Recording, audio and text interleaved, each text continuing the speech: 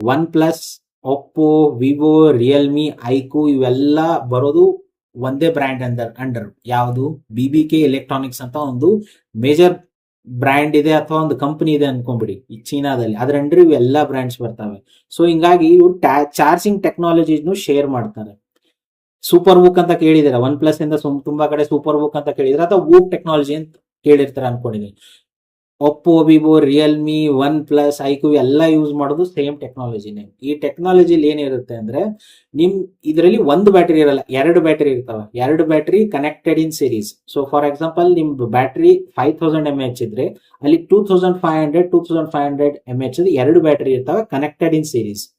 So ನೀವು charge ಮಾಡಿದಾಗ ನೀವು ವ್ಯಾಟೇಜ್ ಏನಿರುತ್ತಲ್ಲ ನಿಮ್ ಚಾರ್ಜ್, ಅದು ಫಾರ್ ಎಕ್ಸಾಂಪಲ್ ನಿಮ್ಮ ಹತ್ರ 80 ವ್ಯಾಟ್ ಇದೆ ಅಂದ್ರೆ 40 ಸ್ಪ್ಲಿಟ್ ಆಗುತ್ತೆ ನಿಮ್ ಎರಡು ಬ್ಯಾಟರೀಸ್ಗೆ.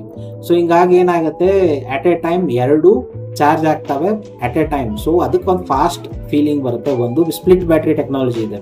ಓಕೆ, ಅದ್ರ ಜೊತೆಗೆ ಇವರೆಲ್ಲ ನಿಮ್ಗೆ ಗೊತ್ತಿದೆ ಅನ್ಕೋತೀನಿ, ಇವರೆಲ್ಲ ವೇಪರ್ ಚೇಂಬರ್ ಕೊಡ್ತಾರೆ ನೀಟಾಗಿ. ಹೀಟ್ ಏನಾದ್ರು ಜನರೇಟ್ ಆದ್ರೆ ಬ್ಯಾಟ್ರಿ ಇರ್ಬೋದು, ನಿಮ್ ಪ್ರೊಸೆಸರ್ ಇರ್ಬೋದು, ವೇಪರ್ ಚೇಂಬರ್ ಇತ್ತು ಅಂದ್ರೆ ನಿಮ್ದು ಹೀಟ್ ಇದು ಡೆಸಿಪೇಟ್ ಆಗಿ ಹೋಗುತ್ತೆ. ಸೊ ನಿಮ್ ಬ್ಯಾಟ್ರಿ ಚಾರ್ಜ್ ಮಾಡ್ಬೇಕಾದ್ರೂ ಹೀಟ್ ಅಪ್ ಆಗುತ್ತೆ. ತುಂಬಾ ಜನ ಗೊತ್ತಿರುತ್ತೆ, ಹೀಟ್ ಅಪ್ ಆಗೇ ಆಗುತ್ತೆ ಆಬ್ವಿಯಸ್ಲಿ. ಅದು ಆ ಟೈಮಲ್ಲೂ ಹೆಲ್ಪ್ ಮಾಡುತ್ತೆ ಬ್ಯಾಟ್ರಿ ಲೈಫ್ ಇಂಪ್ರೂವ್ ಮಾಡಕ್ಕೆ.